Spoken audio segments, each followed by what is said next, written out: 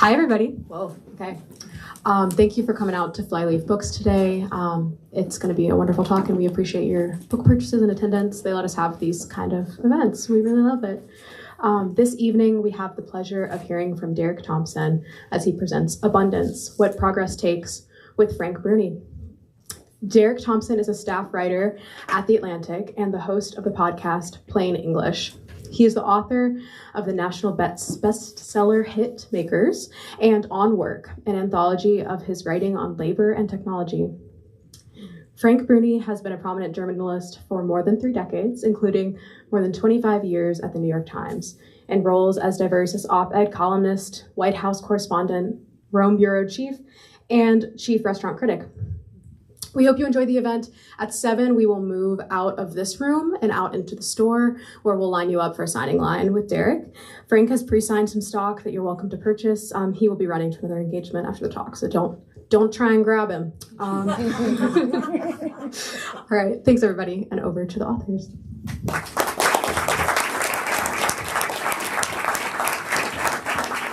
Thank you. Thank you all for coming. I'm delighted to be here with you. I'm so happy to be here with you. And I am, and I'm very thankful for your book. We're going to get into the reasons why we should all be thankful for your book in a moment. I also wanted to say at about the 6:35, 6:40 mark, we will turn it over to you. So if you have a question for Derek and there's time, he will answer them. So you will get a chance to do that. Anyway, it's great to see you. Congratulations on the book. Thank you so much. An instant huge bestseller. I want to ask you what has surprised you about the reaction to it. But first, I want to ask you a different question, which is, what were the first seeds of this book? When did you and Ezra realize we need to commit to this, we need to do this? And I partly want to hear that story because while most people in this audience, I'm guessing, know a lot about the book, some maybe don't. And so in answering that, if you could sort of distill the book a little bit for us, that'd be great.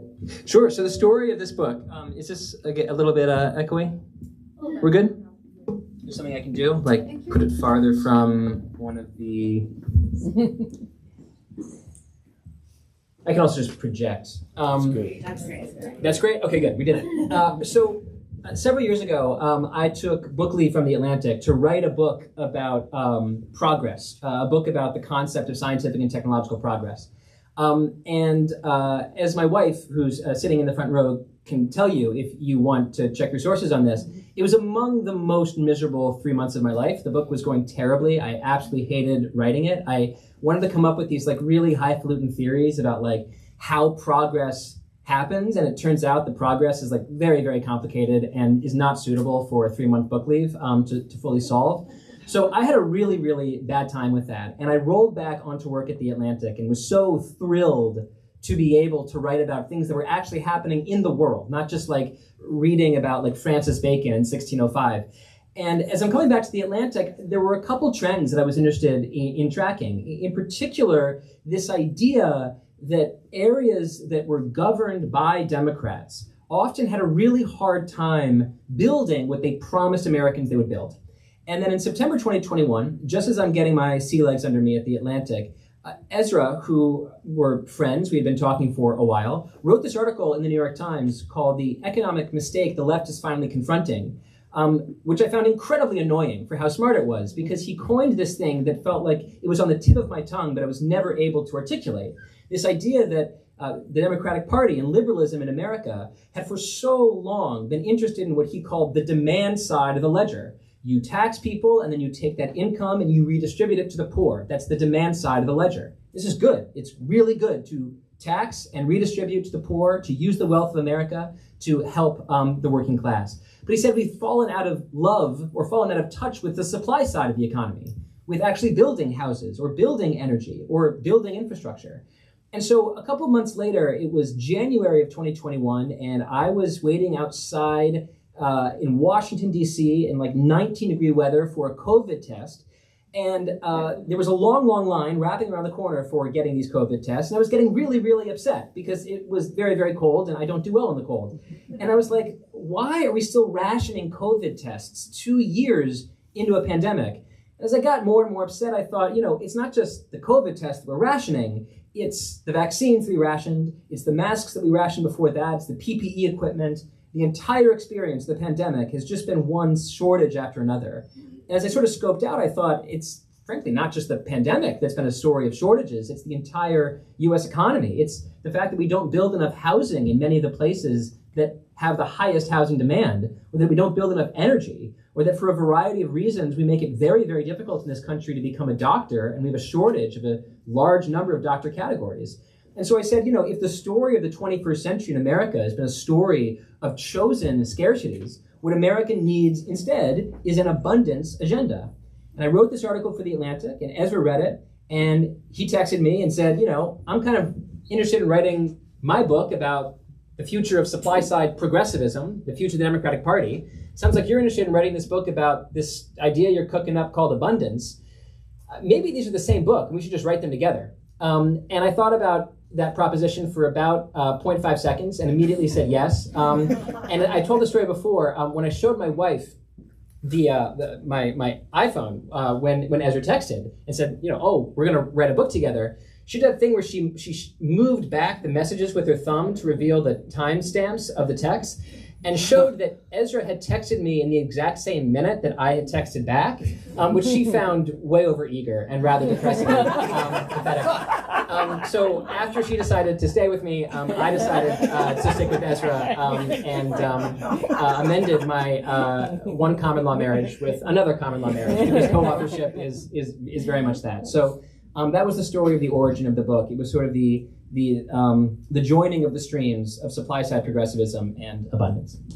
Can we assume that in the course of writing the book, you learned to temper and contain your excitement around Ezra? Every single time Ezra sent a text, I would put a timer of 2.5 minutes. That would force him to recognize that I was not as overeager. This is like your enthusiasm egg timer. Exactly, enthusiasm egg timer. Because we just patented something on this. Wisely done. So, given your enthusiasm, what would happen if you and Ezra actually disagreed? Would you just say you were right, or tell us about that?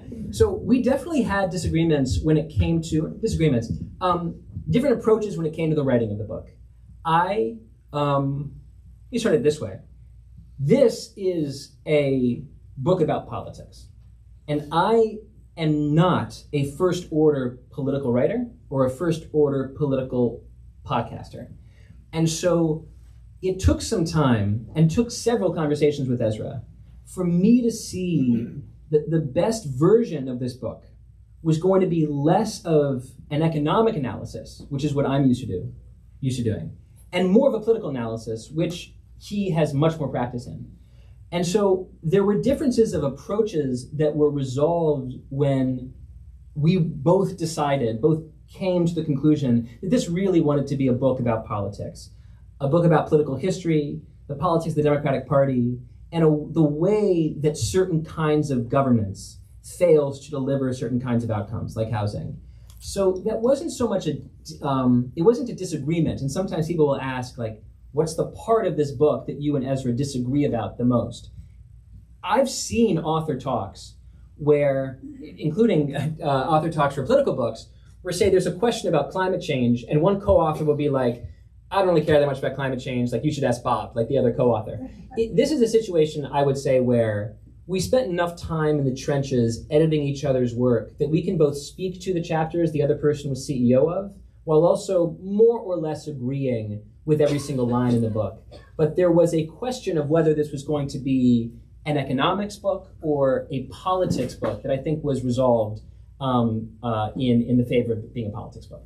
And since you say you're not fundamentally a politics person, what are some of the things you learned about politics in the course of doing this book that most surprised you? I've honestly learned just as much about political journalism in the course of talking about the book as in the course of writing the book. Explain that. Well, this book detonated in a way that neither of us foresaw. And the reason for its detonation, we really can't claim all the credit for. There is an enormous question right now about what the future of the Democratic Party should be. And the question is so burning and so on the tip of people's tongues that, if Bernie Sanders announces on a Thursday that he's going to give a talk at a TGI Fridays on a Saturday, like 14,000 people just materialize in 48 hours. Like that is the level of demand for ideas about the future of the Democratic Party. And so this book plays into that. We are offering a kind of thesis for this is what the future of the Democratic Party should be. These are the questions that Democrats should ask themselves. And it's been really interesting being in book talks like this, or being in podcast interviews, or being in TV interviews, and essentially being asked, what should the future of the Democratic Party be? I was not prepared to offer that answer when I wrote my abundance agenda essay. I was really not prepared to act as a kind of... Because we're going to start asking you about stem cell research. Yeah. We have a whole list of things. Good, yeah. Let's start with the most difficult ones. Yeah, and if we have a campaign slogan yet. Yeah, okay. I'm sure I can get to all of that. But so it's been a little bit of a learning curve for me to figure out how... I'm a people pleaser. I want to give people what they want. I want to, if people are going to ask a question about, hey, how do I fix the politics of my city or my state? I want to participate in that dialogue. And at the same time, not being a deeply political writer, to be totally honest, it's been hard sometimes feeling like I'm put in the position of being a spokesperson for a Democratic Party. I am really, really interested in ideas, and I'm really interested in the ideas of this book. And it's just been a sort of interesting growth experience to find myself in a position where there are just people asking me, like, what should Democrats do? And frankly, not just readers, like sometimes electeds in Washington or in places across the country. What realistically are the chances that the Democratic Party takes the advice and heeds the prescriptions in this book, given that they fly in the face of a lot of regulations Democrats have been attached to, given that they challenge and undermine some interest groups, even if they don't mean to undermine them? Is it realistic to believe that these marching orders might have an effect? Well, I was just humble maybe in saying that I felt like a fish out of water sometimes on the book tour, being asked to talk about politics. To answer the question honestly and unhumbly, there is a 100% chance that these ideas are making a difference in the Democratic Party right now. Ezra and I have had a ton of off-the-record conversations with senators and congresspeople and governors and mayors. People are reading this book. People are buying this book for their staff. People are buying this book for their other Senate members and their other congressional representatives. Mayors are probably displaying it on the table, hoping that people will ask them about the book. Governors are, I would say, in many ways, revamping their communication strategy to show that they're abundance liberals, showing that they get things done. Richie Torres, a congressman from New York, who many people think could be the next governor of New York. When New York Times reporter Ested Herndon, political reporter, said, "Hey, where is the Democrats' Project 2029?" Richie Torres, maybe next governor of New York, didn't respond with words. He just took a screenshot of the cover of this book and replied to the question that way. So when I say like the book detonated in a way that we didn't imply, like that's what I mean. Like we didn't expect that that the language of and the imagery of abundance would be used by people, by Democrats in Washington so quickly, and it has, and that's been thrilling, and it's also put a spotlight on us and on these ideas in a way that is both exciting and also anxiety-provoking, to be honest. We're talking about the Democratic Party, and this book reads in many ways like it is a memo to a message for marching, like a nudge, a big nudge to the Democratic Party. It also reads to me a little bit like, like it presumes that you are getting in the ear of a Democratic president. And where I'm going with this is, I know the timeline for doing a book. You wrote this book, you probably put most of the finishing touches on this book before you knew who the next president was going to be, before these first 100 days, which have been interesting, right? Okay. What does 4 years of Donald Trump do to delay, scramble, or change the odds of an abundance agenda? It's a really fantastic question, and it's one that we thought about a lot. So we started this book, we sold the book in 2022. We really started writing the book in earnest in 2023.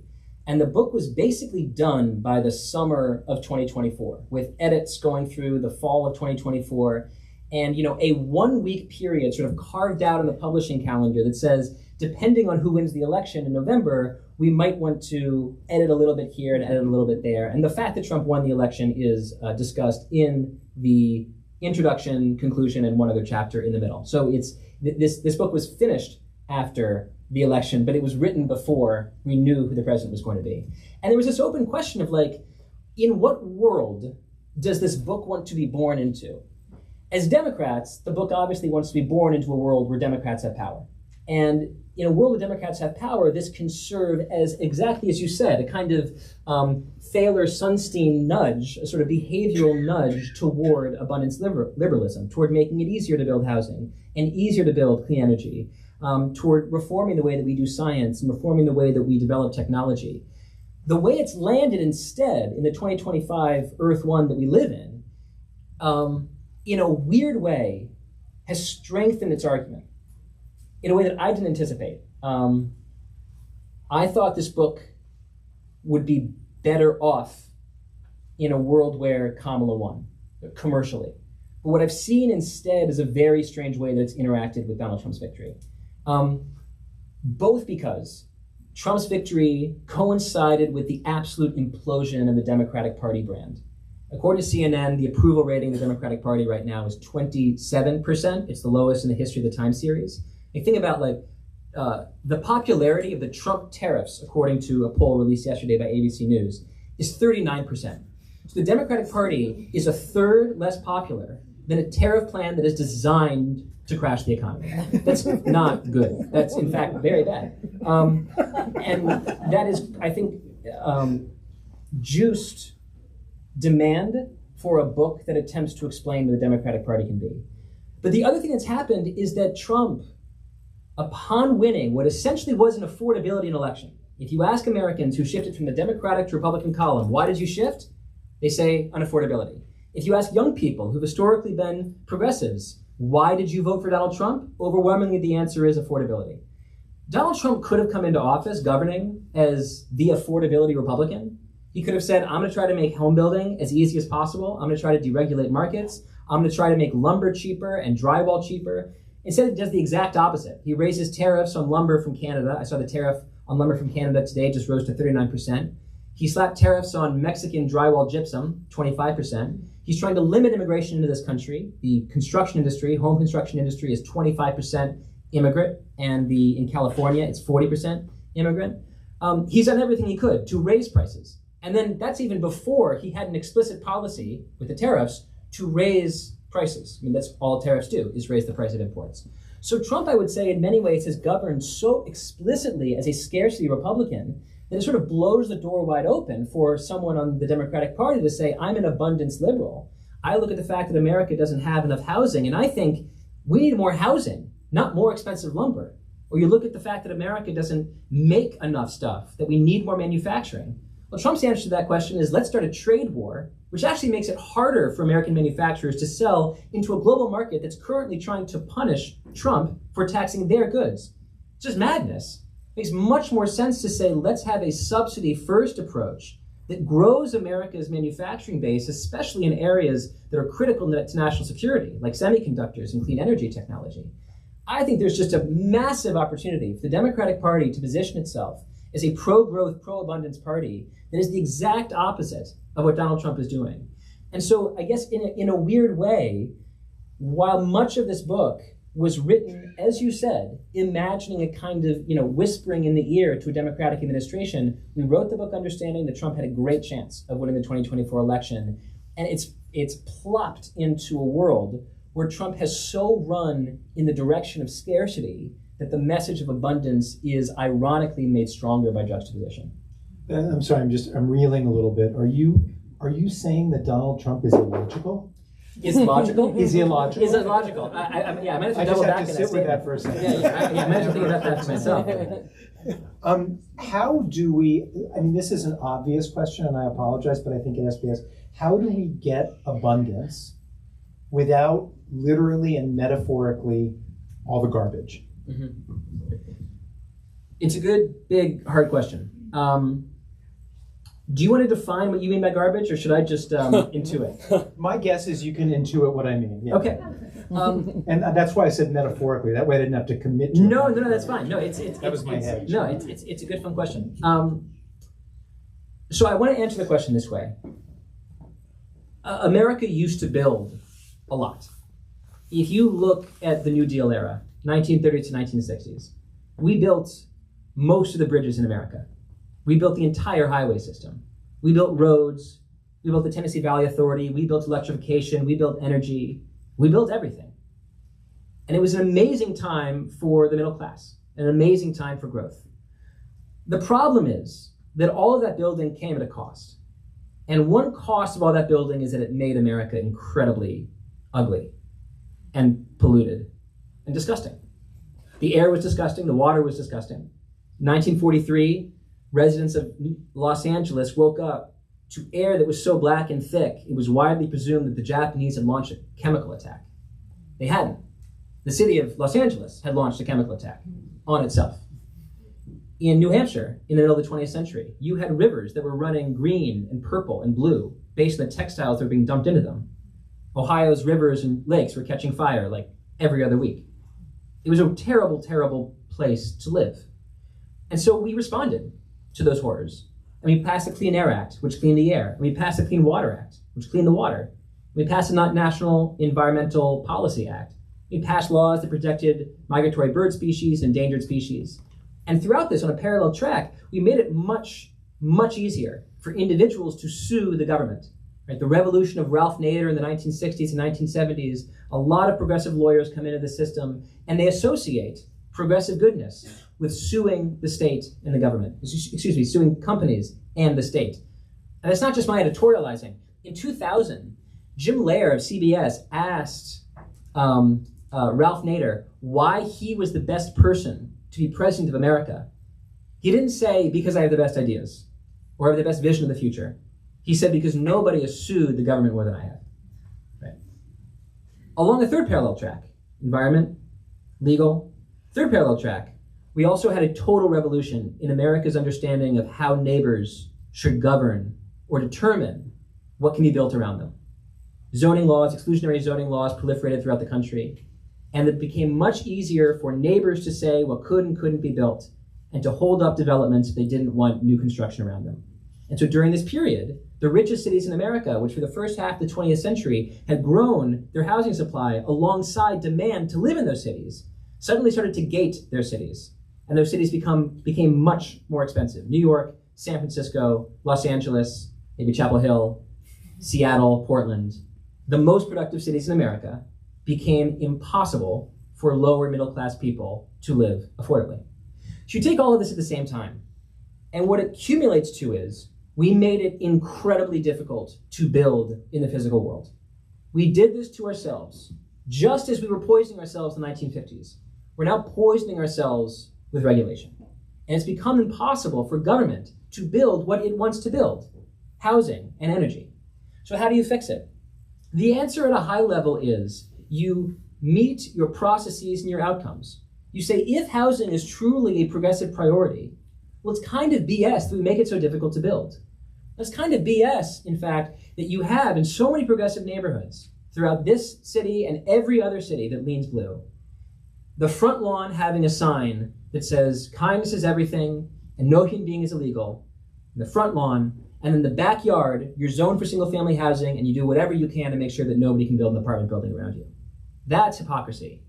And when Americans associate the Democratic Party brand with hypocrisy and say their approval rating of the Democratic Party is only 27%, there's a lot of conservative misinformation out there. Frank's written about it. This is not conservative misinformation. This is information. People are recognizing that progressive areas have lost touch with their values and cannot build commensurate to their values. The way you fix it is by inscribing your values in law. If you want to make housing easier to build, you have to actually have laws that make it easy to build housing. And in a place like California, for example, the way that that works is that they're trying to push bills through that, for example, rule out certain kinds of urban housing from certain kinds of regulations that make it very, very easy for people to say stop.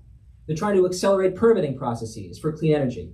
They're trying on at the side, which I think is wonderful, to backfill cuts to science and spend more on scientific funding in California, which we can definitely talk about because science is a big part of this book.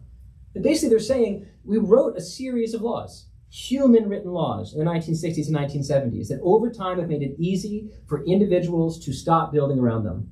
And if what we want is building, then we have to write new laws. We have to update those laws for a new generation. And sometimes, at the end of the spiel, someone will say, not to try to anticipate your next question, someone will say, well, it sounds like you guys are against environmentalists. The way I prefer to put it is that environmentalism needs to change because the problem it's trying to solve has changed. In the 1940s, 1950s, the problem that environmentalists were trying to solve was to stop industry from polluting the rivers and burning Ohio's lakes and putting smog in the atmosphere of Los Angeles and making it impossible to live and drink water in certain places. And so we passed a set of laws that solved those problems. Those were good laws for that time. But the problem of environmentalism in the 21st century is very different. The problem isn't that the water is dirty and the air is dirty. The problem is climate change. It's a global crisis. And the only way to solve it while allowing people to live modern lives is to build more clean energy. That means that rather than embrace the politics of blocking, which defined the environmental revolution in the 1960s, we need a new politics. We need a politics of building for the 2020s. And that means that just as environmentalism solved for the problem of its own age, the 1960s, we need environmentalism to look reality in the face and solve the problem of the 2020s. And I think that means a vastly new set of laws. The sort of stuff you're calling for is facilitated, abetted in enormous measure by invention, by technology, right? In that context, how disturbing is it right now to see the cutbacks in the Trump administration? And I want to ask that because we're in a university area, right? We're in a university town. Next door is Durham with Duke. Next door to that, Raleigh with NC State. How big a crisis is the retrenchment when it comes to research? The policy is completely insane, and in a way, insane is the wrong word. In a way, it's not even a policy. There are a lot of attempts to rationalize and provide a kind of policy scaffolding for Donald Trump's decisions. And I think sometimes that's appropriate, and sometimes it's incredibly inappropriate. Donald Trump is who he is, and he's been this way for all 70-what years of his life. He is someone who, as early as the book, The Art of the Deal, told us exactly who he is and how he operates. He makes audacious statements. He uses audacious statements to bring counterparties to the table, to squeeze them out. He uses their leverage to get little victories that either inflate his ego or his wallet, and then he repeats. This is the exact strategy that's being applied to trade today. You create a bunch of impossibly high tariffs. You force a bunch of countries to get on the phone. You thus have Donald Trump doing the thing that he loves most in the world, not besides playing golf, getting on the phone with people who are important, who are begging him for something, and he just goes boom, boom, boom through the entire world. Hey, Philippines, what's up? Hey, Vietnam, what's up? Hey, Japan, yeah, let's talk. Brings them to the table, squeezes something out of them, and then it's just going to rinse and repeat again. There's just going to be more and more tariff threats. This is what he's doing to white shoe law firms. He's making some audacious statements. And to universities. And I was just going to say, and it's not just trade, and it's not just white shoe law firms. He's also doing it to universities, right? He's trying to scare the Dukes and the UNCs and the Princetons and the Harvards and the Columbias by threatening to take away $400 million, $7 billion of their funding. He's using that as a wedge to say, what can you give me that I can call a win? What can you give me that I can literally take into my own coffers? And he's just going to rinse and repeat. So in a way, you could say this is a Jay Bhattacharya, who's the head of the NIH, I've talked a bit for a while. We come from very, very different sides of the aisle, but I have a general sense of who he is. In many ways, I don't see NIH policy as being a Jay Bhattacharya policy. I see this as Trump has discovered that NIH funding is a lifeblood for research universities. And if he wants to get universities to do whatever he wants, if he wants them to get them to do his bidding, he can threaten to take away billions of dollars of funding. get them to come to the table, and then they'll offer him something. What do they offer? That's almost tertiary, right? What matters is that they're bending the knee. What he wants is the feeling of powerful progressive elites genuflecting. And so, in a way, the tragedy is that scientific funding is just caught up in the crosshairs. Like, Trump doesn't care about cancer research. Trump doesn't have like a strong feeling about the direction of synthetic mRNA cancer vaccines or like GLP-1 drug funding for inflammation. Like, Trump has if he were right here and you put a truth serum into him and you said, what do you actually want to happen with the funding cuts that we have in, women's science over here and cancer science over here? He doesn't even know it's happening. What matters is that these cuts are forcing people to come to the table to make him promises that make him feel good, right? And the real tragedy is that science is just the innocent bystander here that's catching astray in Trump's attempt to use executive powers to essentially conquer as much of American society as he can. You seem to have become very comfortable with politics. I congratulate you on your transformation. So I will ask you, I'll ask you one last question that is a political one, and then we'll turn it over to these fine people here. So let's say the abundance agenda happens. Let's say we create a whole lot more of the things we need. How, given where we are now, given our track record, how do we do that and then not end up distributing that abundance so unequally that we end up back in this sort of populist mess? Well, one thing that we've said in The Road is that abundance, in a weird way, is like a z-axis that cuts through American politics. Because it's not just a new way of seeing left and right. It's actually a faction that exists within the left and exists in the right. You could say that there are scarcity progressives. There are progressives who support Medicare and Medicaid and the Earned Income Tax Credit, who are fundamentally against, in many ways, building new housing around them.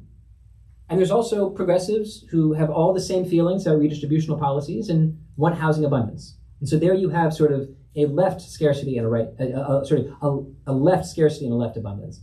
You also have the same thing on the right. You have folks who are, I think, in the center right, who don't share my priorities for redistributional politics, who nonetheless, I think, see the advantage in and have good strategies for helping America build things. And I think that they could potentially be people who could be brought on board to a liberal abundance platform. I mean, in many ways, slight divergence. Like in 2015, you could say America had 4 political parties that clearly presented themselves to the public in 2015. You had the Bernie left and the Clinton left. And then you had MAGA versus like the Romney left, right? So Bernie, populist Democrats versus Clinton, Biden, Obama Democrats, and then MAGA versus Romney, Ryan Republicans. What has happened on the left is that no civil war has been won. It's not even a civil war, but the tug of war contest hasn't been won, right? The Bernie faction exists, AOC exists, and also there are a lot of center-left Democrats.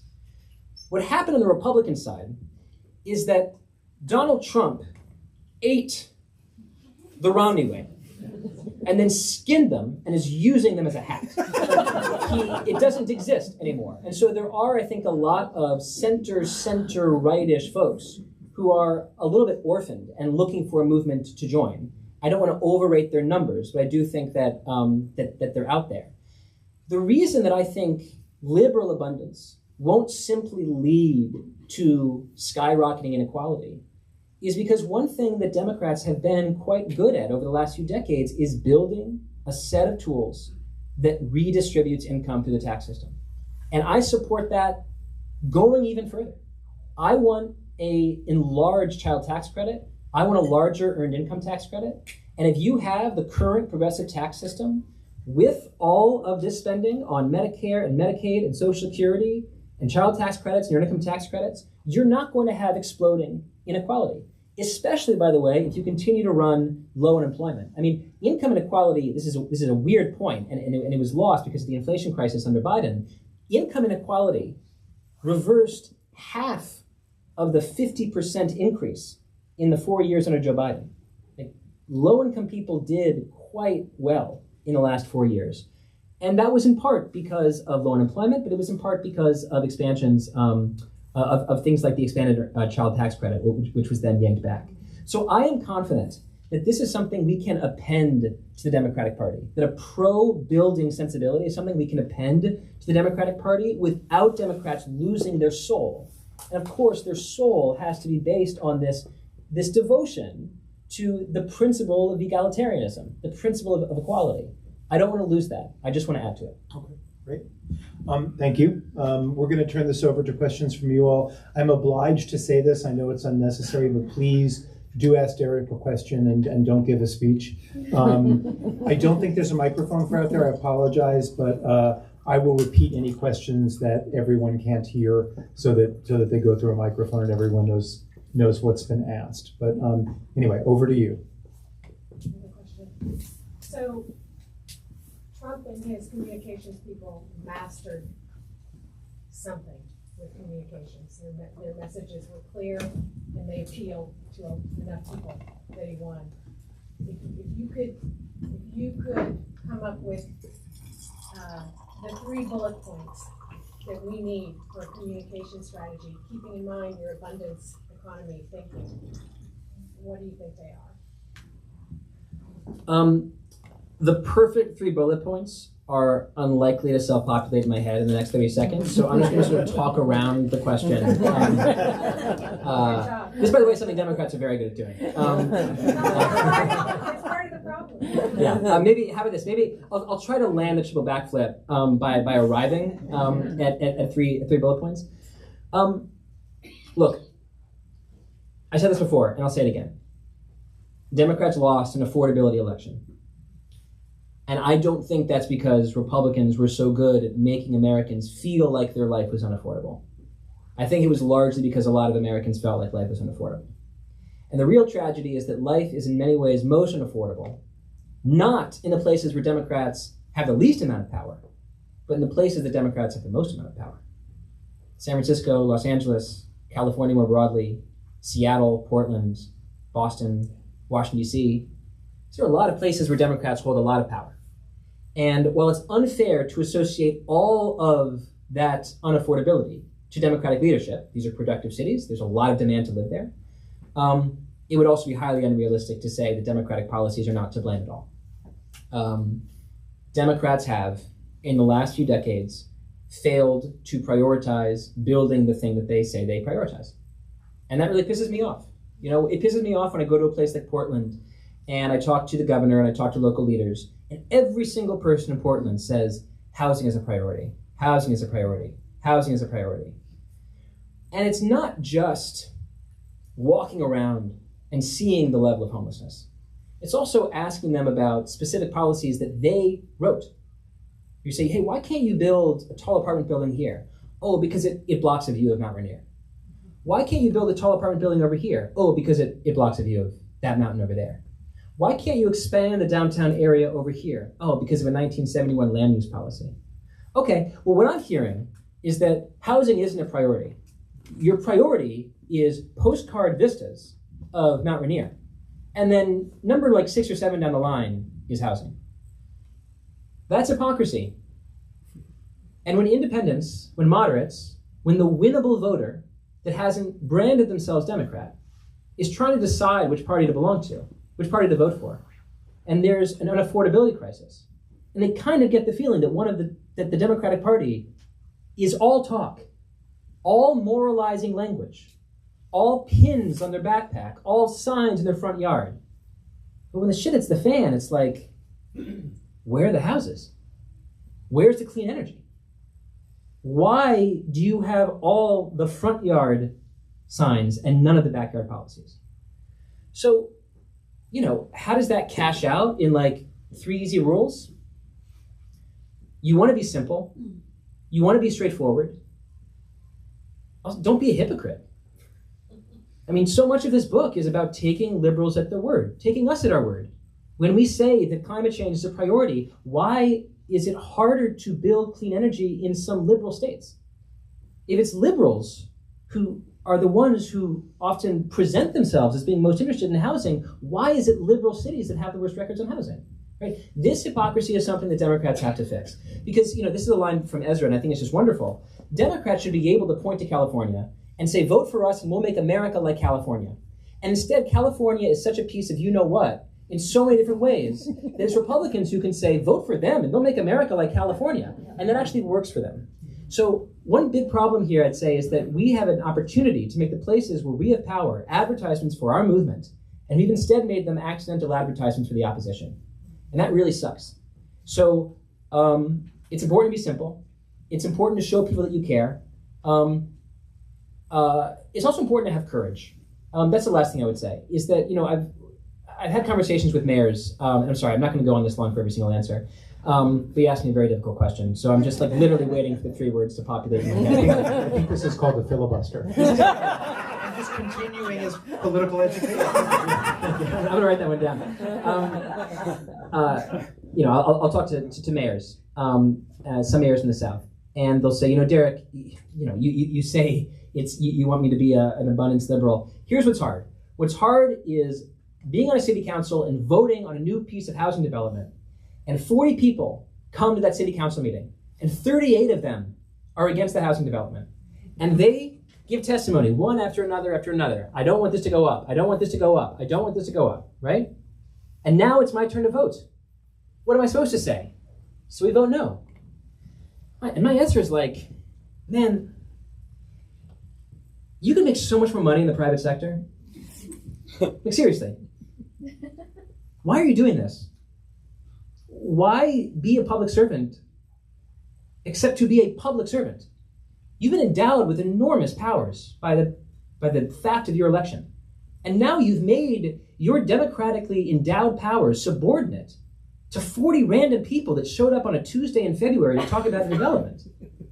If you're a pro-housing person, be a pro-housing person and have the guts to say, I'm sorry. I represent all of you, and I hear all of you. But for every one person raising a hand in this audience saying, I want this development, there's 10,000 people that didn't know about this city council meeting. And I represent them too. I'm their mayor too. And so I hear you, and I'm voting yes. That's courage. So be simple, be straightforward, have courage. Maybe that's my 3. Thank you. Well done. What's been the reception among libertarians towards the book? I just did the Reason podcast today, the Libertarian magazine in Washington, D.C. They like our process critique and don't like our goals. Does that make sense? I'm not. It's funny that was a laugh line, but I didn't. That's the most parsimonious way to put it. A lot of our process critique is about government getting out of its own way, and that code to libertarians is libertarian. But a lot of our goals are a green energy economy and high-speed rail and an abundant social welfare state. Which they don't like. And so it's weird because the left shares our goals and hates our process critique. And libertarians love our process critique and hate our goals. So if you put them in a room together with a bit of identity confusion, our approval rating is 100%. We'll go back there. Sure. Hey. Thanks. So this is a story, or this is a book told through a lot of stories. Were there any stories that got left out that you want to share with us now? There's a story that got left out.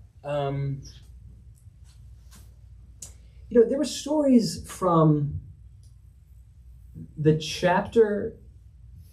half chapter that I wrote and then we didn't include in the book, and that I think I might just publish as something on Substack or whatever in the Atlantic.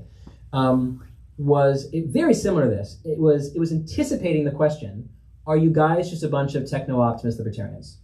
And so it was looking at the politics of Peter Thiel and Mark Andreessen, the techno-optimist libertarians, and explaining why we don't share their politics and why, in fact, we think technology doesn't work the way that they say technology works. They believe, especially at the extremes, that technology can only do good. And my read of history is look at the 1940s, 1950s environmental situation in cities. Technology cannot only do good. If you go to the 1820s, 1830s, the average lifespan of a male laborer in industrialized British towns fell to 29 years. So if you lived to see your 30th birthday, you were living longer than the average male British laborer in the 1820s, 1830s. This is theoretically 50 years into the Industrial Revolution, which is supposedly the hockey stick moment that gave us everything that is good. Technology is complicated. It gives, and it takes and takes. Jonathan Haidt has written beautifully on this point. So we wrote a whole, sort of a half a treatment of a chapter about distinguishing our politics and our philosophy from techno-optimism that wasn't particularly story-based and just felt like a little bit too narrow. Like the book is very broad and capacious and trying to like see things through like a big, generous lens. And like 20 pages that were just like why I'm not Peter Thiel felt like a little bit of like a very, very specific inclusion. We'll go over there. Hey Derek, thanks very much for the talk so far.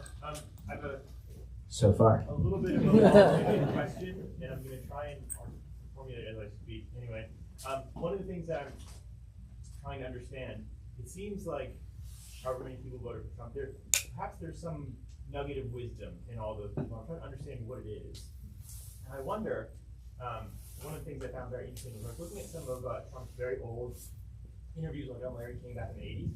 And what surprised me is he's very consistent with his message economically. So clown show aside, some of the authoritarian tendencies, sort of ignoring those for a moment. I wonder if there is some wisdom that people voted for, because people are saying, oh, with the market crashing, like, oh, we didn't vote for this. People did vote for this. And I wonder if there's some wisdom in the fact that maybe if you collapse some sort of global internationalized economic system, maybe that's the tough medicine that's needed in order to bring about the productive capacity that otherwise has gone elsewhere. I mean, America is becoming a very financial, or it already is, honestly. It's becoming a financialized, it's like the finance center of the world. Trump says it's the piggy bank of the world. Maybe that's just a sort of rudimentary way of explaining. So is he right about the need for reindustrialization and the need for a sort of global shakeup? Is it the tough medicine that's needed to eventually bring about conditions by which abundance can then present themselves? And also, if that's what the new Republican Party is about, sort of creation of more domestic manufacturing at the expense of internationalism and globalization, is it possible that the Democratic Party can reshape itself to be the party of the international participant in a globalized world order, and climate change being a key issue that just differentiates them from perhaps domestically focused? No, there's a lot there, and that's an interesting point. I would say, first, on Trump being consistent, I think he is inconsistent on policy and consistent on personality. And many people vote for him for personality, not for policy. And you know that because he changes his policy all the time and people keep voting for him, right? Like, should TikTok exist? Well, it shouldn't exist if you're Donald Trump in 2020. And then you get $75 million from someone at TikTok, and now TikTok should exist. So he's very flexible on policy, but his personality is quite consistent. And I would also add his, the way I would put what you said about, like, is there something true about people's liking of Donald Trump? That's not exactly what I meant. I meant, is there a wisdom to? Is there a wisdom to? Yeah. The tariffs have been consistent. He was saying this back in the 80s, even right. Okay. Well, let me do both parts as quickly as possible. I think what's importantly consistent about Trump is that he's a guy from Queens who hates elites from Manhattan, and I'm not even joking. The one thing he never has to fake is an absolute burning white hatred of progressive elites who always refused to let him into the club, who treated him like an outsider. Voters can smell sincerity, and they can smell its opposite. And what they smell correctly from Trump is just how purely he hates the liberal elite. On manufacturing, here's the issue. I think if you really wanted to reindustrialize America, what you would want is something like the following. You would want a subsidy plan to help American manufacturers get money. You'd need to create a ton of financial security to bring in foreign direct investment to grow American factories. You need an enormous amount of certainty of policy to tell manufacturers where to open their next plant, if indeed they are going to invest in America, and you would want to find some way to make American exports attractive to international markets, whether it's by reducing the value of the dollar or increasing the technological sophistication of American exports. I don't see us doing any of that. I see us not adding subsidies for manufacturing, but taking away the Chips and Science Act. I see us not adding certainty on tariffs, but adding a tremendous amount of uncertainty. Not adding certainty in terms of the future of American finance, but making other countries hate us and often slap tariffs on our stuff, making it harder for exporters to sell to international markets. And you are not, by the way, every single successful industrialization of every country in the last 100 years has depended upon depressing the local currency and subsidizing that manufacturing industry to sell to other countries, right? It means keeping your country a little bit poorer. I don't know if Americans are going to accept an extended depreciation of their currency that will make us feel poorer. And that makes his strategy, I think, very, very high risk, especially if we're not going to include the Chips and Science subsidies. So, look, I'm an optimist. I want America to get richer. I want our manufacturing policy to succeed. If you ask me, if you drew up a list of all the things that you would want from a reindustrialization policy and went through them, check, check, check, it would just be all X's, given what Trump's done in the last week. We need certainty, we need subsidies, we need to create a free trade zone for our friends and partners, not threatening to invade Canada and start a trade war with Europe. That's really madness if what you ultimately want is to get Canadians and Europeans to buy more of their stuff. We'll go here. So I'm hearing a lot of discussion about electeds and kind of the desire for electeds to read this. Is there a kind of addendum, a sort of average citizen's guide to an abundance agenda that you would want to share with us, other than just pressuring our electeds to read the book? We'll definitely pressure your friends to read the book. Yeah. That's probably most important. There's so much you can do. Just the other day, my wife and I were walking in the Carborough Earth Day fair, and there was a pavilion that was set up for local housing development. And they were, entreating people to give their opinion about what the densification of Carborough Chapel Hill could look like, and various riders and those policies. And I didn't love what I saw, and so a part of me very quickly was like, do I do a debate? And it was like, no, that's absolutely absurd. Do not do that.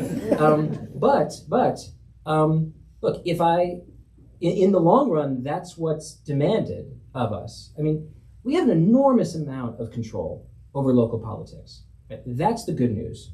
We can't control the balance of power in the Senate in the next 2 years. We can't control who the president's going to be for the next 3.5 years.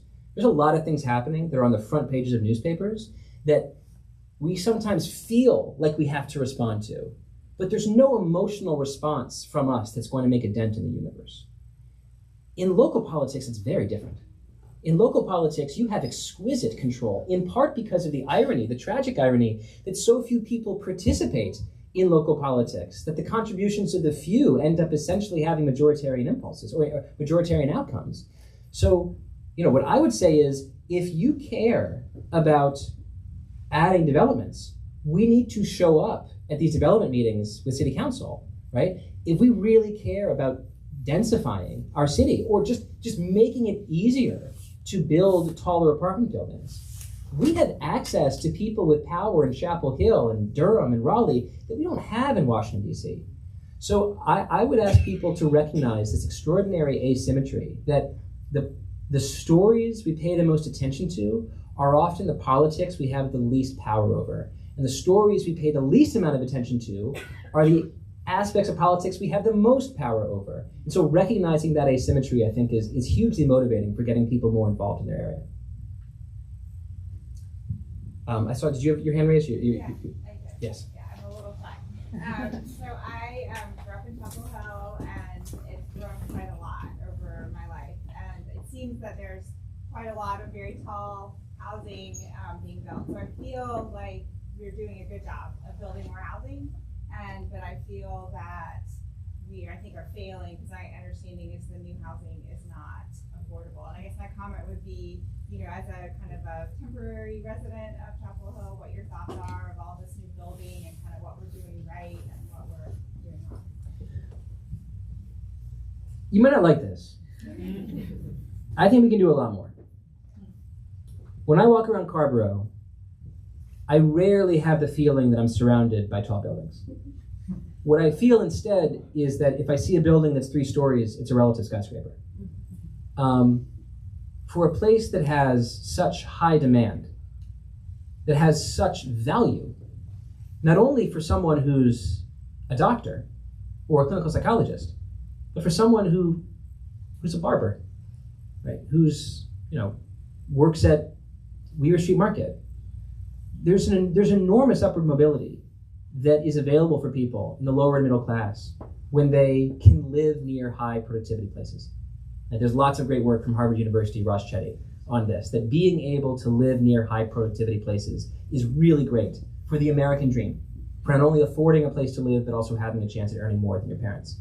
So I would like to see quite a bit more density and upzoning in Carborough. And while I don't personally know the local zoning and permitting rules that are blocking that currently, I would love to know more, and I would love for more to be done.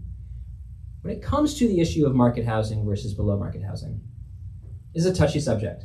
And the truth is, I don't know exactly where I come down.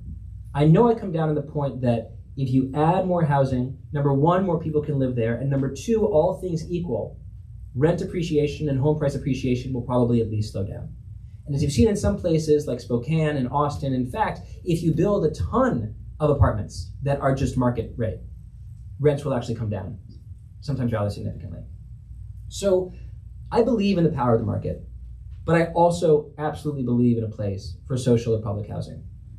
I want it to be done in a way that adds to housing stock and doesn't create an excuse for developers to not add to the housing stock. And one thing that I've seen, especially from a lot of cities in California, is that what happens is, as public financing gets into the picture, there's a lot of riders that come with it, and developers don't want to use it, and as a result, they don't put up any apartment buildings of market or below market rent, and as a result, rather than having, say, 50 new units, 10 of which are below market rent, you instead have 0, and all you have is like a Nordstrom parking lot, right? And that's not the outcome that I want. So it can be a tricky balance to figure out exactly how to write the rules for social housing to encourage housing construction rather than discourage it by accidentally gunking up the process. But it is not something that I rule out at all. It's just that housing supply is my #1 North Star, and then finding ways to certainly maximize public housing is a secondary issue for me. Derek, we are getting the sign that has to be the last question. Okay. You're going to be signing books though, right? So yes, I will. People can see you at the signing table. Yes. Thank you very much. Thank you all for coming, and thank you for writing the book.